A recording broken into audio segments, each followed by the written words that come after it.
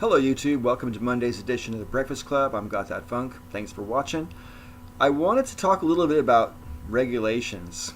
When he was campaigning to become president, Donald Trump said that if elected, he would work to have the number of regulations which cost business profits reduced. He said you could probably reduce up to 70% of all regulations right across the board, which of course has to be hyperbole. It has to be an exaggeration. No one in their right mind could believe that you need to get rid of 70% of regulations, even if you're vehemently against regulations for the most part. I think we all have to recognize that there is such a thing as sensible regulation, and the argument only becomes what's sensible and what is too much. Now, I have an example I want to give you to demonstrate why I think regulations are really, really important. And I'm going to use a real life one that we can all relate to, because most of the people watching this video can drive a car, and that being so, you have to contend with any number of regulations as you operate your vehicle throughout the day.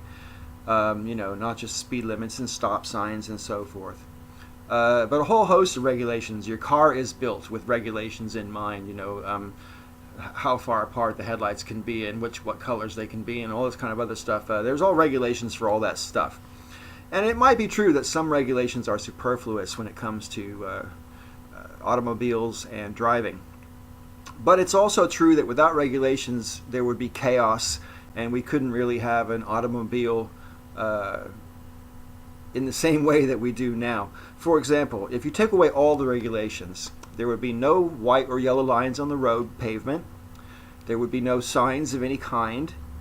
There would be no speed limits.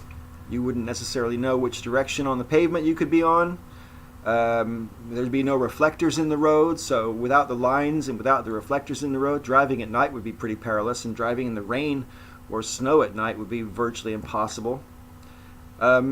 And of course, without any guidelines like lines in the road and signs telling you which way you're supposed to be going, you're going to be weaving in and out and dodging people an awful lot. It would be chaos. You couldn't really have an automobile-centered society like we have developed in the United States, certainly, without some serious regulations to make sure that people stay on the correct side of the road and follow sensible speed limits and so forth.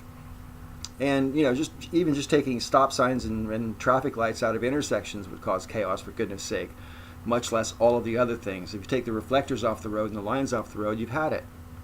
So I hope I've made the point that there are such a thing as sensible regulations that we all benefit from. When it comes to business, an awful lot of regulations do actually impact businesses' profitability. And that might sound on the surface like it's a bad thing for those businesses, but I'm not so sure. And I'm going to use an example from my own life right now. At the moment, I work in construction. Back in the day when I first started my channel, I had my own shop. I was a body piercer. But for the past sort of 3 or 4 years, I've been working in construction, and at the moment, I'm a scaffolder. And because I'm sort of new at this game, sometimes I'll meet some old boys, my sort of age, who've been scaffolding their entire adult life, so 30 or so years.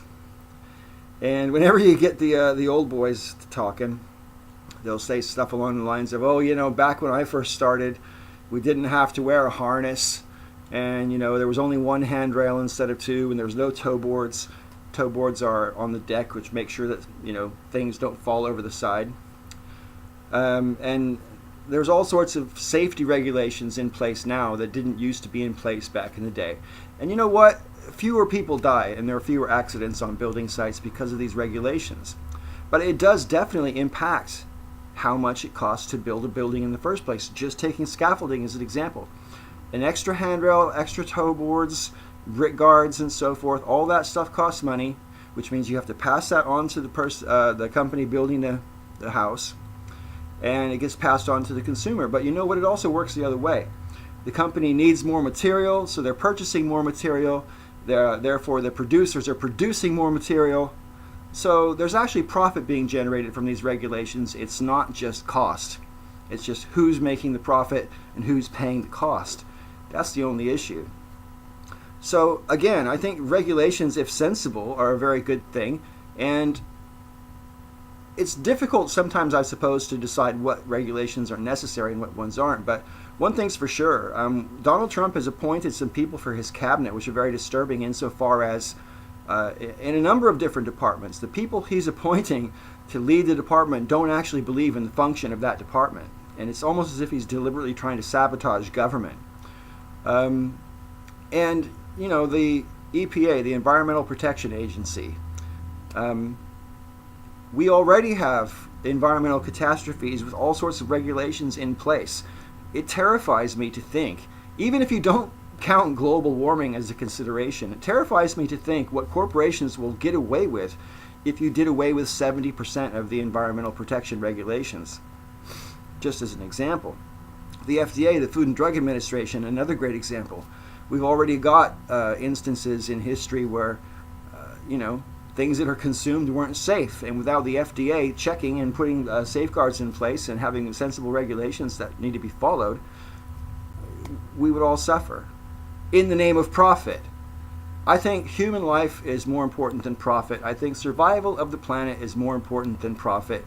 And I think if regulations help us to attain those goals or keep us from defiling those very important things, then they're a good thing. What do you guys think? I'd like to hear your thoughts down below in the comments section. And I look forward to seeing you again next week. Sister Danger will be here tomorrow. And until next time, may all your ups and downs be ups.